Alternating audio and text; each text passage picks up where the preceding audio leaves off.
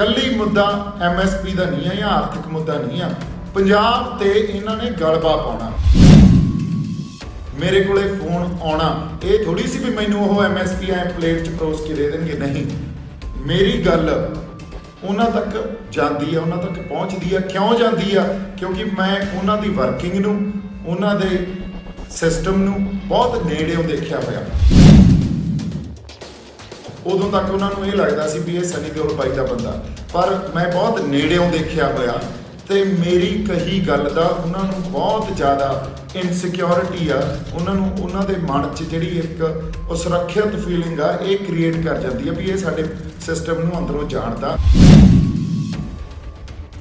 ਮੈਨੂੰ ਕੱਲਾ ਬੰਦਾ ਪੰਜਾਬ 'ਚ ਰੋਕ ਕੇ ਕਹਿੰਦਾ ਵੇਖੀ ਬਾਈ ਕਿਤੇ ਗਦਾਰੀ ਨਾ ਕਰ ਜੀ, ਵੇਖੀ ਕਿਤੇ ਗਦਾਰੀ ਨਾ ਕਰ ਜੀ, ਮੁੜ ਕੇ ਅਸੀਂ ਵਿਸ਼ਵਾਸ ਨਹੀਂ ਕਰਨਾ ਕਿਸੇ ਤੇ।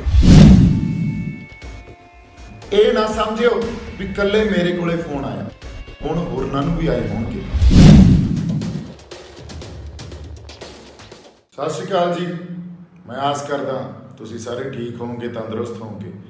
ਮੇਰਾ ਰੂਬਰੂ ਹੋਣਾ ਬੜਾ ਕ੍ਰਿਟੀਕਲ ਤੇ ਬੜਾ ਲਾਜ਼ਮੀ ਸੀ।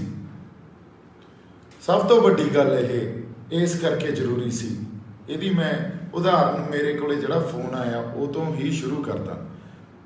ਗੱਲ ਆਏ ਆ ਵੀ ਇਹਨਾਂ ਨੇ ਸਿੰਗਲ ਟਾਰਗੇਟ ਕਰਨੀ ਆ। ਹੁਣ ਮੇਰੇ ਕੋਲੇ ਫੋਨ ਆਉਣਾ ਜਾਂ ਮੈਂ ਕੌਣ ਆ ਇਹ ਇੰਪੋਰਟੈਂਟ ਨਹੀਂ ਆ।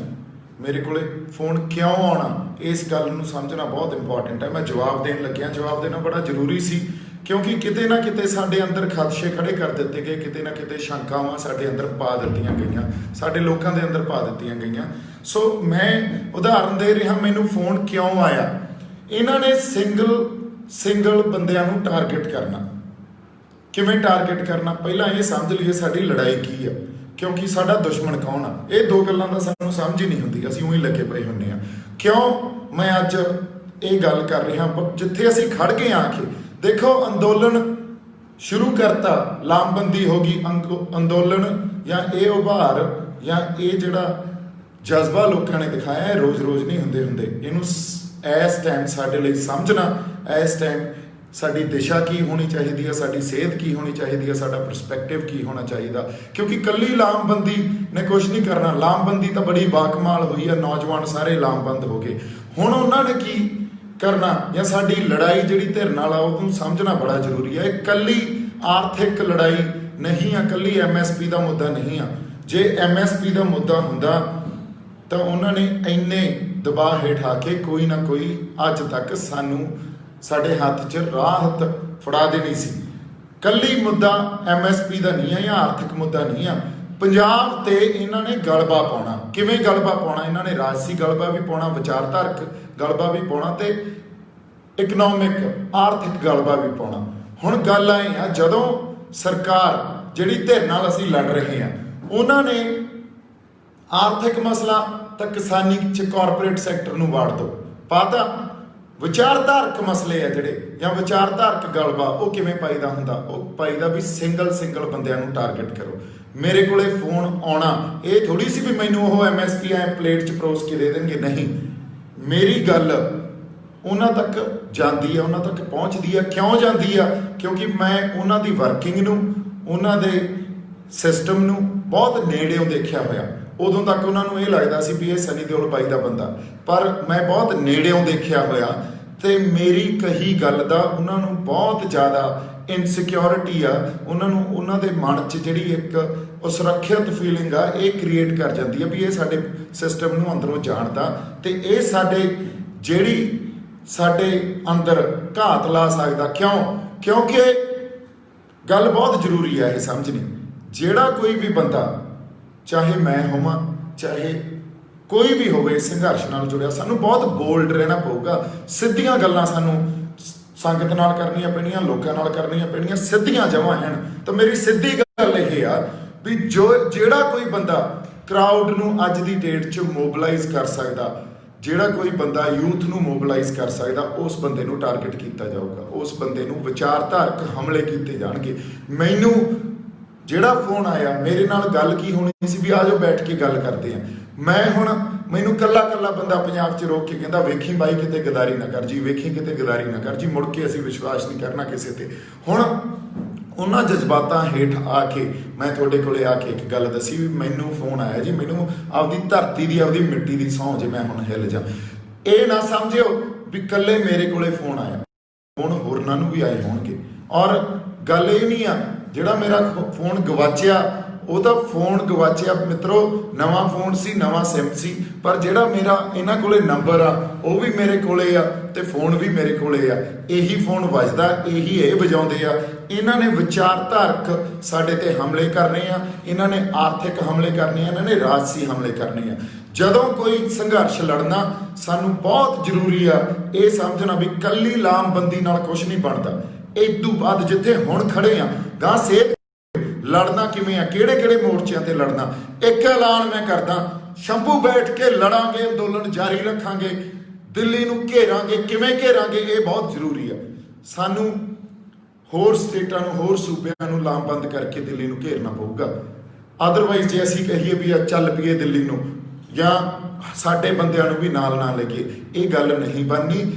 ਇੱਕ ਗੱਲ ਸਮਝਣੀ ਬੜੀ ਜ਼ਰੂਰੀ ਆ ਸਾਡੇ ਲਈ, ਜਿਹੜੀ ਧਿਰ ਨਾਲ ਲੜ ਰਹੇ ਆ ਉਹ ਸਾਡੇ ਤੇ ਆਪਦਾ ਵਿਚਾਰਧਾਰਕ, ਸਾਡੇ ਫਲਸਫੇ ਨੂੰ, ਜੇ ਮੈਂ ਕਹਿੰਦਾ ਹੋਂਦ ਦੀ ਲੜਾਈ ਆ ਤਾਂ ਹੋਂਦ ਖਤਮ ਕਿਵੇਂ ਕਰੀਦੀ ਆ, ਇਹਨਾਂ ਦੇ ਫਲਸਫੇ ਨੂੰ ਮਾਰੋ, ਇਹਨਾਂ ਦੀ ਬੋਲੀ ਨੂੰ ਮਾਰੋ, ਇਹਨਾਂ ਦੇ ਇਤਿਹਾਸ ਨੂੰ ਮਾਰੋ, ਇਹਨਾਂ ਦੀ ਆਰਥਿਕ ਤੌਰ ਤੇ ਇਹਨਾਂ ਨੂੰ ਇੰਨਾ ਕਮਜ਼ੋਰ ਕਰ ਦਿਓ ਵੀ ਇਹ ਉੱਠਣ ਜੋਗੇ ਨਾ ਰਹਿਣ।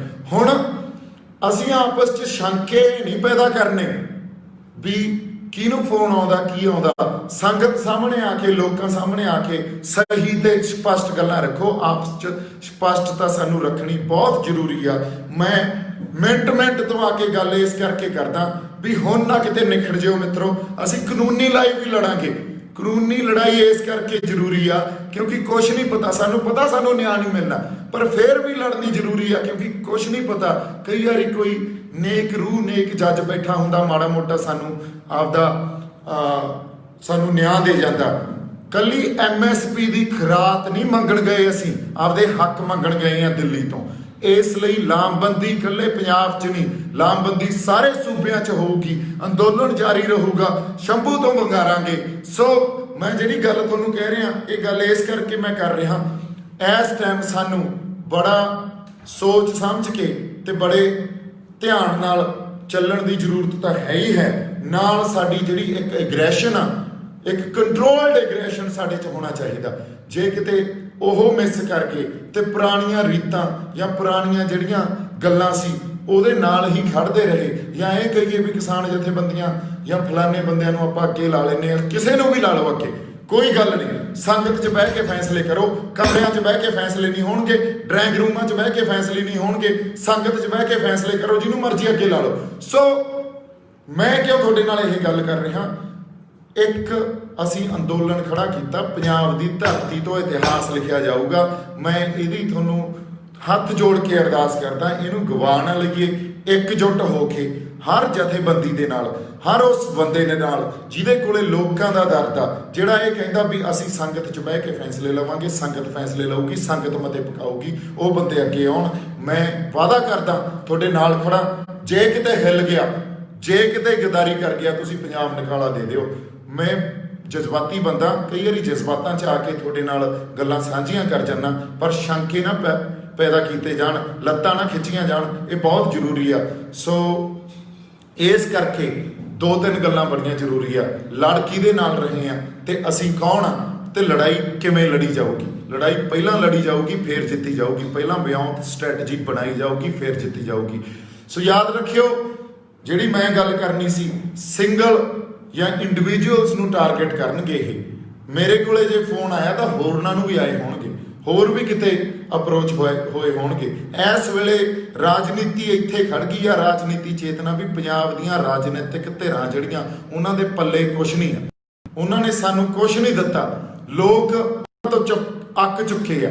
ਹੁਣ ਸੈਂਟਰ ਕੀ ਸਮਝ ਰਿਹਾ? ਸੈਂਟਰ ਇਹ ਸਮਝ ਰਿਹਾ ਵੀ ਇਹਨੂੰ ਕੰਟਰੋਲ ਕਿਵੇਂ ਕਰੀਏ। ਸਾਡੇ ਤੇ ਐਮਰਜੈਂਸੀ ਵੀ ਇਨਵੋਕ ਕਰ ਸਕਦੇ ਆ, ਪੰਜਾਬ 'ਚ ਐਮਰਜੈਂਸੀ ਵੀ ਲਾ ਸਕਦੇ ਆ ਜਿਵੇਂ ਕਸ਼ਮੀਰ 'ਚ ਲਾਈ ਸੀ। ਸੋ ਪੋਲੀਟੀਕਲੀ ਵੀ ਸਾਨੂੰ ਅਵੇਅਰ ਰਹਿਣਾ ਪਊਗਾ, ਉਹਨਾਂ ਸਾਰੀਆਂ ਚੀਜ਼ਾਂ ਨੂੰ, ਉਹਨਾਂ ਸਾਰੀਆਂ ਆਊਟਕਮਸ ਨੂੰ ਸੋਚਣਾ ਪਊਗਾ ਵੀ ਕੀ ਕੀ ਕੀਤਾ ਜਾ ਸਕਦਾ। ਅਸੀਂ ਲਾਮਬੰਦ ਕਿਵੇਂ ਕਰਨਾ, ਅੰਦੋਲਨ ਨੂੰ ਗਾਂ, ਇਸ ਸੰਘਰਸ਼ ਨੂੰ, ਇਸ ਜੰਗ ਨੂੰ ਗਾਂ ਕਿਵੇਂ ਵਧਾਉਣਾ, ਕਿਉਂਕਿ ਇਹ ਜਿਹੜੀ ਸੰਘਰਸ਼ ਦੀ ਆਊਟਕਮ ਹੋਊਗੀ, ਜੇ ਕਿਤੇ ਹਿੱਲ ਗਏ ਮਿੱਤਰੋ ਤਾਂ ਐਡੀ ਜ਼ਿਆਦਾ ਹਉਮੈ ਵੱਧ ਜੂਗੀ। ਸਾਡੀ ਹੁਕਮਰਾਨ ਧਿਰ ਦੀ ਮੁੜ ਕੇ ਉਹਨਾਂ ਨੇ ਲੋਟ ਨਹੀਂ ਆਉਣਾ। ਤੇ ਜੇ ਅਸੀਂ ਕੁਝ ਲੈ ਡਿੱਗੇ ਖਿੱਤੇ ਦੀ, ਜਿਹੜੀ ਇੱਕ ਇਸ ਖਿੱਤੇ ਦੀ, ਇਸ ਖੇਤਰ ਦੀ, ਇਸ ਦੇਸ਼ ਦੀ ਜਿਹੜੀ ਜੀਓਪੋਲਿਟਿਕਸ ਆ ਉਹਦੇ ਤੇ ਇਫੈਕਟ ਪਊਗਾ। ਸੋ ਬਹੁਤ ਵੱਡੀ ਸਾਡੇ ਤੇ ਜ਼ਿੰਮੇਵਾਰੀ ਆ, ਬਹੁਤ ਵੱਡਾ ਸੰਘਰਸ਼ ਆ। ਇਹਨੂੰ ਸਮਝ ਕੇ ਤੇ ਲਾਮਬੰਦ ਹੋ ਕੇ ਤੇ ਏਕਾ ਤੇ ਬਿਨਾਂ ਕਿਸੇ ਤੋਂ ਸ਼ੱਕਾਂ ਦੇ ਘੇਰਿਆਂ ਚ ਆਏ ਹੋਏ, ਮੈਂ ਤਾਂ ਸਹੀ ਦੱਸੀ ਨਾ ਤੁਹਾਨੂੰ। ਲੈ ਮੈਂ ਤੁਹਾਨੂੰ ਦੱਸਦਾ ਵੀ ਮੈਨੂੰ ਰੋਕ ਕੇ ਕੱਲਾ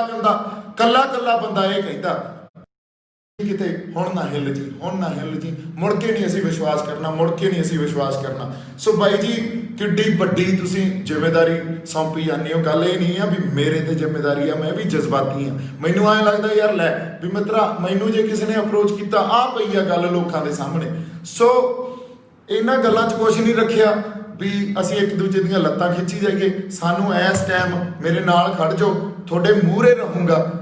ਮੈਂ ਕਿਹੜਾ ਇਲੈਕਸ਼ਨ ਲੜਨੀ ਆ, ਜਿਹੜੀ ਮਰਜ਼ੀ ਡਾਂਗ ਆ ਜੇ, ਜਿਹੜੀ ਮਰਜ਼ੀ ਗੋਲੀ ਆ ਜੇ, ਮੂਹਰੇ ਰਹਾਂਗੇ। ਸਾਡੇ ਸਾਰੇ ਜਿਹੜੇ ਬੰਦੇ ਆ ਐਨ ਜਮਾਂ ਜਿਵੇਂ ਕਹਿੰਦੇ ਹੁੰਦੇ ਆ ਯਾਰੀ ਜੱਟ ਦੀ ਤੂਤ ਦਾ ਮੋਸ਼ਾ, ਉਹ ਜਮਾਂ ਤੂਤ ਦੇ ਮੋਸ਼ੇ ਵਰਗੀਆਂ ਜਾ ਰਹੀਆਂ ਪੰਜਾਬ ਨਾਲ ਸਾਰਿਆਂ ਦੀਆਂ। ਸੋ ਇਸ ਕਰਕੇ ਮੇਰਾ ਇੱਕ ਵਾਰੀ ਫੇਰ ਤੁਹਾਨੂੰ ਅਰਦਾਸ ਆ ਤੇ ਸਾਰਿਆਂ ਨੇ ਇਕੱਠੇ ਰਹਿਣਾ, ਲੱਤਾਂ ਨਹੀਂ ਖਿੱਚਣੀਆਂ।